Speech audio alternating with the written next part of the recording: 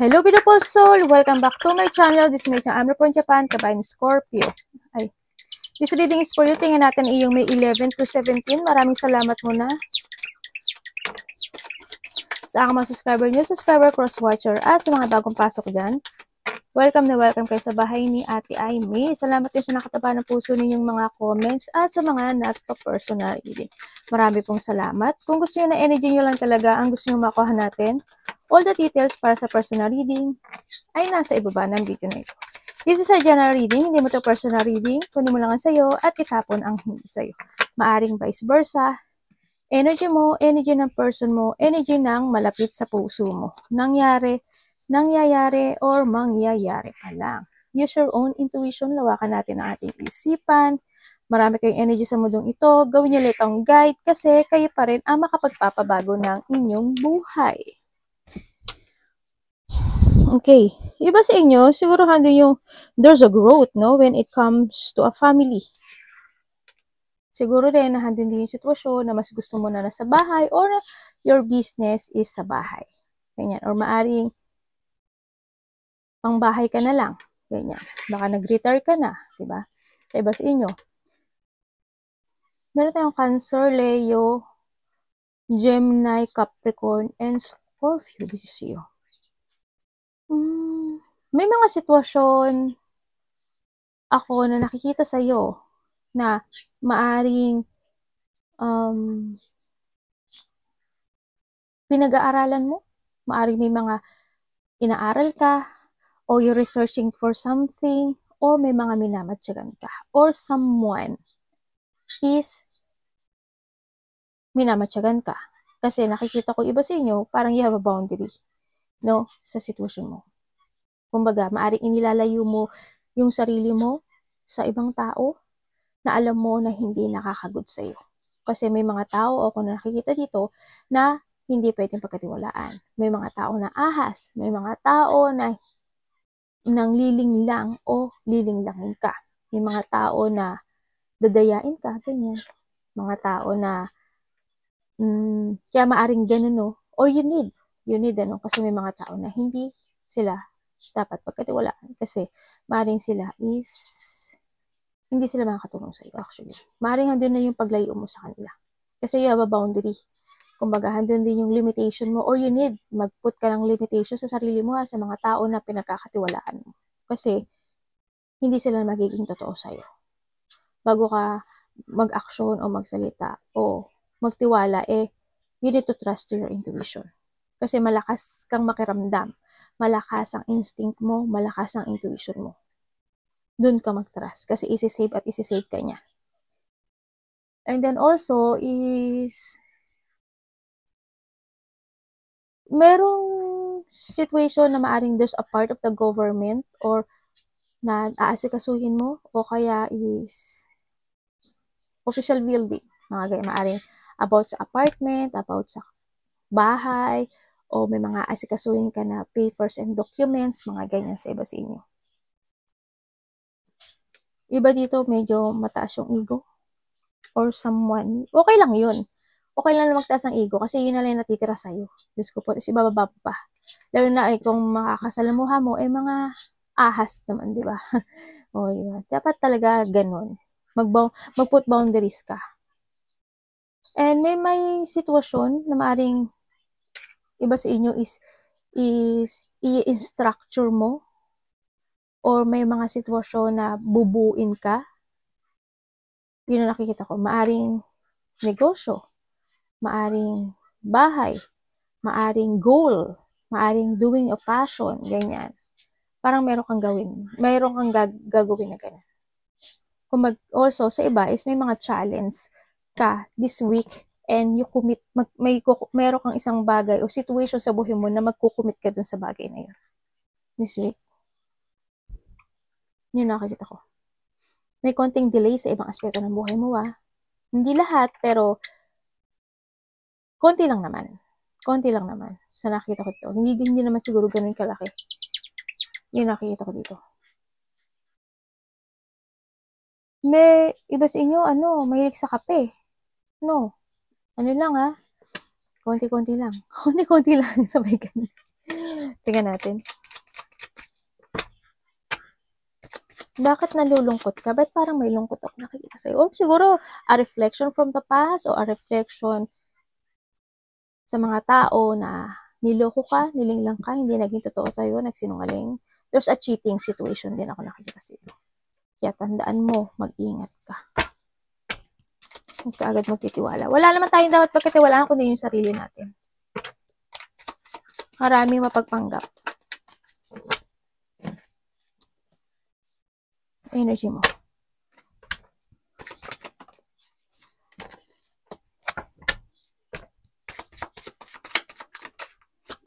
This week, magiging smart ka. Well, smart person ka naman. Kumbaga, andito ka sa sitwasyon mo this week na mas pagaganahin mo yung iyong intellect. Mas pagaganahin mo yung utak mo o yung head mo, ganyan. Dun ka sa sitwasyon mo yun. Kumbaga, this week is you chase your dreams. Sa nakikita ko sa'yo dito, you're creating something, no? Yun ang nakikita ko dito. Andito rin yung sitwasyon na maaring may marireceive ka this week.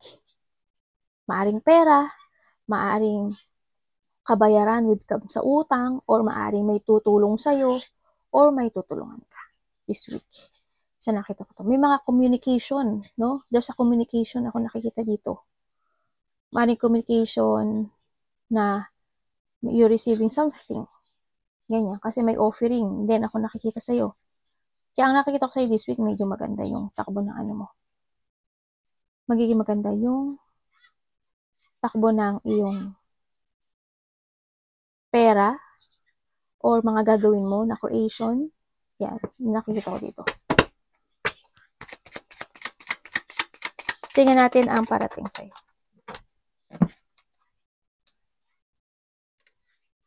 Or maaari makareceive ka ng gift sa iba or magbibigay ka ng gift.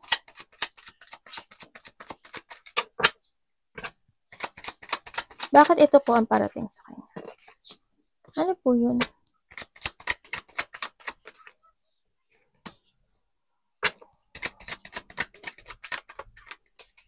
Okay, thank you. Kinonfirm ko lang kasi ayokong yan, para tinignan ko lang kung luma na ba siya ay tapos na ba siya o mangyayari pa lang. Okay. Sa nakikita ko sa'yo dito, meron kang, siguro, meron kang umpisahan, you have an idea na gusto mo i-pursue, no? Maaaring a new project or any situation na pagkakaperahan, ganyan. Kasi nakikita ko may pagpasok ng pera sa'yo tulad ng sabi ko kanina. No, may mga situation sa buhay mo this week also, parang there's a need, may panag-iisipan ka na maaring in the past is nagiging urong-sulong ka, gagawin ko ba to, hindi ba, ano ba dapat gawin, ganyan. And this na maaring gagawin mo siya, no, sa nakikita ko dito. Mahirap man, pero gagawin mo siya. Yun, may mga, kumbaga may magkakaroon ng pagsisiyasat, o maghahanap ka ng katotohanan, o ng mga result, o ng mga situation. Parang iba dito is urong-sulong ang mangyayari sa inyo. Pero there's a victory and success happen. Hindi man siya ganun kalaki yung successful na to, pero there's a development. At least, maganda yung mangyayari, di ba? Hindi siya pangit, kumbaga. Kaya, kung ano yung mga idea mo this week, ang nakikita ko sa'yo is i-force mo yun. Yun, may mga, may concentration no? Maaring you're creating something, or you have an idea na gagawin mo, magkakaroon sa'yo ng mental clarity na i-start mo, no?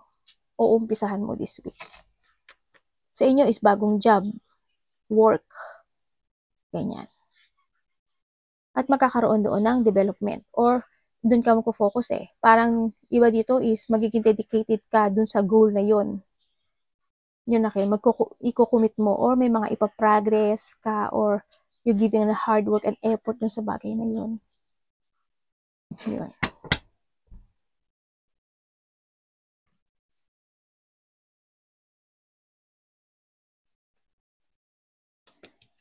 May taong may sakit sa no? May sakit ka sa bato? Bato, kidney, heart, or someone O bandang dibdib, parang gano'n. Or,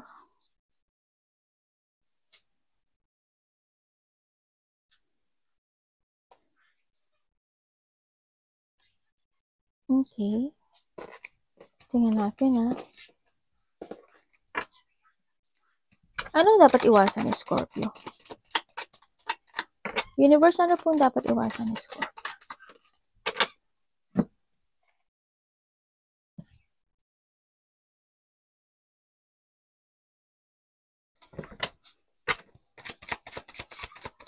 Ay, hindi pala siya pantay. Ba't ba ang ano ko dito? Hindi ko nagpapantay.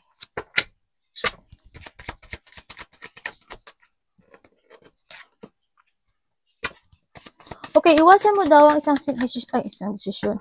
Ang isang situation sa buhay mo na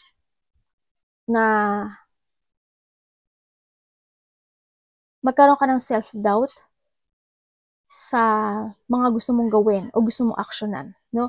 Also, iwasan mo din yung i-delay yung mga bagay o i-cancel yung mga bagay o sitwasyon na plano mo. Lalo na kung ito is makakatulong sa future mo or makakatulong naman talaga sa'yo, no? Iwasan mo din yung matakot sa mga gusto mong plano na gawin. Iwasan mo yun. Kasi, kung matatakot ka agad at hindi mo ipo-force yun, hindi mo malalaman kung magsasucess ka ba o hindi. Ganun. And also, yung magkaroon ka ng, hindi naman masamang magkaroon ka ng options in your life, pero, sinasabi dito, is, kung magpaplano ka lang na magpaplano, at hindi ka na nag-a-action, yun ang masama, no? Yung sinasabi dito, iwasan mo yun. You need to decide. Kasi may mga indecision situation na maaring maganap sa'yo. Or may mga delay or cancel situation. Ako nakakita. Kumbaga, may mga sitwasyon na mag-i-staying put ka na lang. Parang ganun sa iba sa inyo. And then also, iwasan mo din yung maging, ma-for motivation ka sa sarili mo. Ganyan. Panghinaan ka ng loob, or ma-misalignment ka, iwasan mo yun, o yung mga, umiwas ka sa mga tao o sa situation na hindi sila willing to cooperate sa'yo, or hindi silang willing sa'yo. Baga, no, umiwas ka na lang kung kinakailangan. Umiwas ka sa mga tao na binabackstab ka, niloloko ka, pinagtataksilan ka, o a situation na alam mong masasaktan. Kumbaga, alam mo sa sarili mo kung sino sila, no? Umiwas ka na lang doon. O umiwas ka sa mga conflict, ganyan, umiwas ka hanggat maaari. Alam ko naman na hindi ka naman palaaway. Pero, ang masama, paano kung sila yung nangaaway sa'yo, di ba? Kumbaga, deadmahin mo na lang sila. It's the best. Mag-focus ka. Ikat mo sila sa buhay mo. Mag-focus ka sa layunin mo. Mag-focus. Mag-think advantage ka this time. No, save money, sinasabi rin dito. Kumbaga, take advantage, ibig sabihin, kung papatulan mo ba sila, makakatulong ba siya sa'yo? Hindi. Diba? Ibig sabihin then is, kung mag-iipon ka ng pera, syempre makakatulong yun sa'yo in the future. Mag-focus ka sa goal mo, huwag sa kanila. Umuwiwas ka sa mga tao na pwedeng hatakin kanila pababa. At sa mga tao na mahilig makipagkompetensya. Kumbaga, hayaan mong sayangin nila yung laway nila o sayangin nila yung oras nila sa buhay nila. Pero ikaw, mag-focus ka sa mga gusto mong mangyari sa buhay mo. Kasi mas smart ka sa kanila. Love.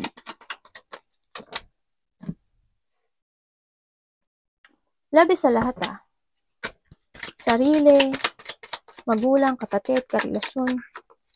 When it comes sa love, alam mo ba na attractive ka? Attractive ka. Kumbaga, is may mga tao na na-attract sa'yo. Maaring iba sa inyo, attractive kayo sa mas bata sa inyo. Yun na nakita ko dito. Also, iba dito if you are a single, doon sa new person na maaring nagkakaroon siya ng interest sa'yo. Sa nakikita ko dito, iba sa inyo siguro, you are a single, sa iba, no? Kumbaga, nagkaroon maari ng isang separation in the past. Ganyan sa nakita ko. Pero may tao na parating or may tao na nagkakaroon ng interest sa'yo or ikaw ang nagkaka-interesa. Yun nakita ko. If you are in a relationship, is, ang nakikita ko dito, maaring isa sa inyo is bare understanding at isa sa inyo is may pagka childish or immature na tao, no? Yun. Tingnan natin ang iyong money this week. Kamusta po ang money this week ni Scorpio? Okay.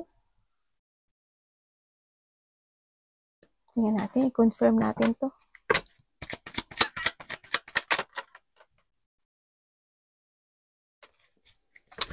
Ano pong ibig ninyong sabihin? Thank you.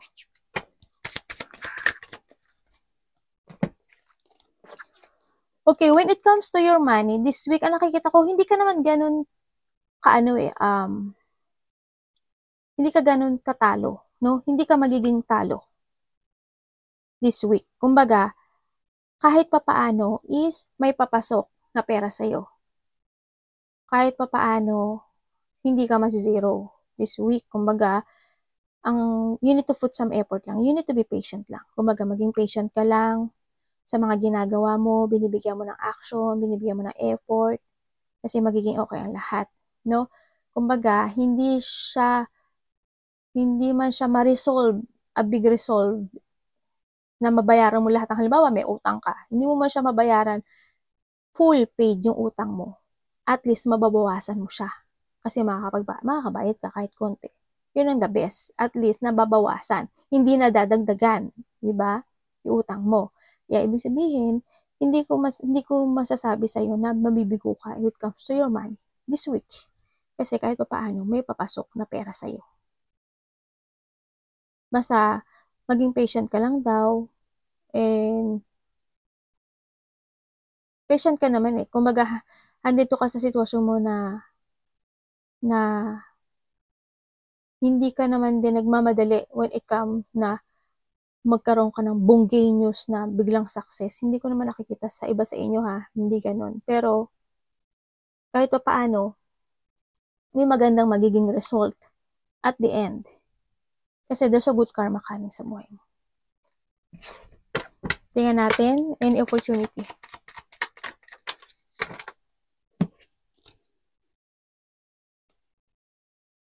Yung sa iba sa inyo, parang merong ako nakikitang admiring when it comes to food.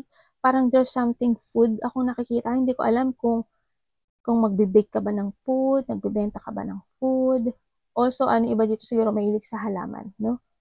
Yun nakikita ko. Or maaari may kinahihiligan ka na pagkain this week. O kinahihiligan mo. O kaya handing yung sitwasyon na nag-change ka. No, kumbaga mas dinamihan mo siguro yung vegetable than to Nico.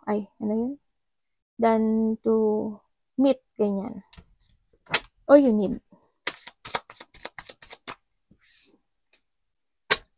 Or maaari may iba sa inyo, may mga tindahan, ano. Tingnan natin. Opportunity. Okay. Okay, this week, ang nakikita ko sa iyo is may mga didesisyonan ka na daw this time. May mga umpisahan ka o may mga umpisahan kang muli. Kuhanin mo yung sa'yo doon. No, magkakaroon sa'yo ng clarity this week kung ano yung mga decision making o ano yung mga gusto mong gawin this time. May mga iba dito is may mga multiple priorities ka gagawin, multiple tasking, yan na nakikita ko sa'yo. May mga plano ako na nakikita sa'yo this week. Yan, i-forward mo lang yun. No, sa nakikita ko dito. Kasi, magiging maganda yung result niya. Huwag ka lang magmadali, pero magiging maganda yung result niya. Maari iba sa inyo, may business kayo, no? Malaki man o maliit yan, pero nakita ko may business yung iba. Yun. Ibig sabihin, good karma nga to, no? Sa nakita ko to, parang there's a new beginning o ng sitwasyon na gagawin mo talaga this week. Sa nakikita ko dito. Advice po. Kumbaga, iba dito, a leadership or a boss, ako nakikita. Parang may mga didesisyonan ka this week. Siguro ay new opportunities, there's a new idea, ako nakikita sa'yo.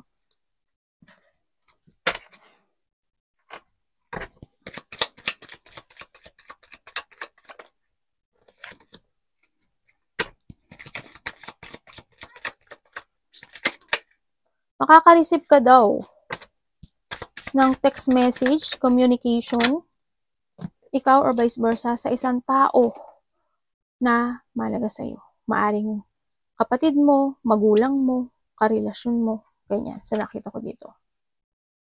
Also, there's a new person ako nakikita dito O may tao makikipag-communicate sa'yo. Ano siya, in a distance. Maaring nasa ibang bansa, nasa ibang baryo, nasa ibang lugar, ganyan. Yun nakita ko. And also, may new person ako nakikita dito. Maaring iba dito is a new love. Yun nakita ko. Maaring tingnan natin. I-explain niyo po sa akin.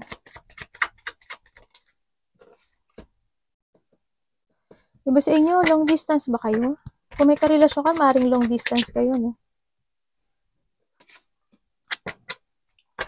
Ano po to ano?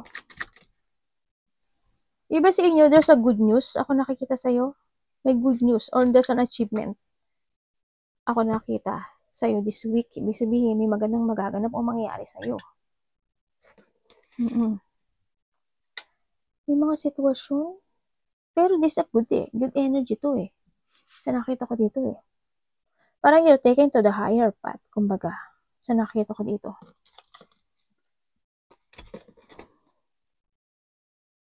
Also, sa nakikita ko, there's an offering. Sa iba offering. O you offering. Okay, the advice, ang sinasabi dito is, kahit hindi ko sabihin na, dito ka start a new beginning into your life. Start a new beginning or mas mahalin mo yung sarili mo. Mas focus ka sa iyong mga ideas, opportunity, creation. Yun ang nakikita ko dito. Kasi there's a success happen into your life. Siguro, iba dito is within a month or a week. Ako nakikita dito, siguro 1 week, 1 month, and also 1 day sa iba, no? Kasi sabi ko naman na may papasok na pera sa'yo. Pero may good karma na mangyayari sa'yo this week sa nakikita ko dito. Or month. Or this month also. Yun. Mas mag-focus ka sa sarili mo, sa creation mo, sa abundance mo. Kasi there's abundance. Ako nakikita sa'yo, magkakaroon ng development, no, sa'yo. Sa lahat ng aspeto ng buhay mo. Also,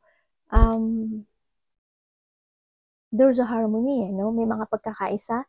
Ako, kumbaga, pagkakaisa or you're creating something also this week, sa nakita ko dito, na alam mo na magiging masaya ka, na alam mo na may ma-achieve ka. Sa iba sa inyo. There's a creativity situation ako na nakita sa'yo. Arigato namaste, God bless.